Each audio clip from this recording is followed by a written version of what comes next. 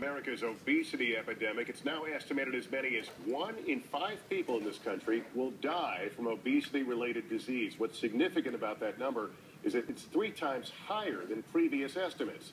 But as our chief medical editor, Dr. Nancy Snyderman, reports, it's never too late to turn things around. Hey, guys. It's the last few days of summer before school starts, and 13-year-old Marshall Reed is up early getting breakfast ready. On this morning's menu, fresh veggie omelets for his mother and him.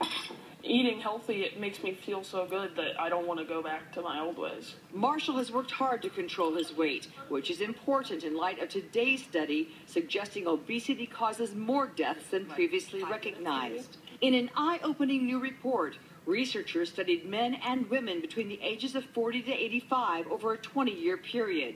They found that obesity was likely responsible for about 18% of deaths during that time, 1 out of 5 Americans. Obesity is going to increasingly shape mortality levels in the United States as we move forward. Body mass index has increased in every state, especially the southern and midsections of the country. Experts worry that will translate into declining life expectancies. Obesity is now responsible for more deaths because it's striking at younger ages.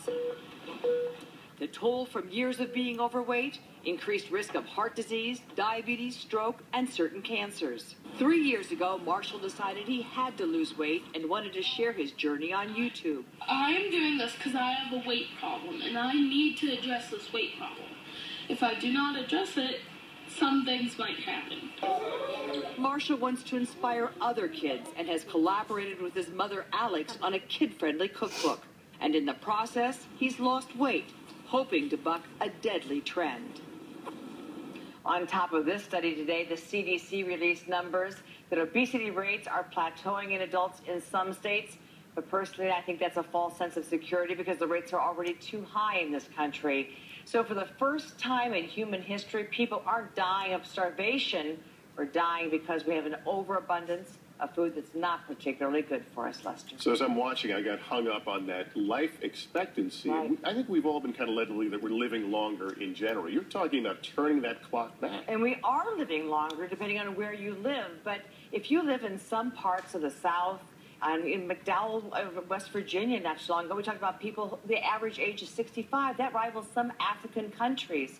And we know increasingly that what we eat at 16 can make a difference as to what we look like at 60. So, for instance, if you look at the heart and blood vessels of someone who's already eaten foods that aren't good for them, not exercising, how you look on the inside can sometimes be 40, 50 years higher than your chronological age, and that's sobering. Oversized portions, not enough exercise, or a little It is the lethal combination of exercise, not enough exercise in schools, communities without sidewalks, food that's not great for us. It is the perfect storm that's going to mean that our kids are going to die younger than you and I. Let's hope that's a wake-up call. Yes. All right, Nancy, thank you. You bet, Lester. We're back in a moment.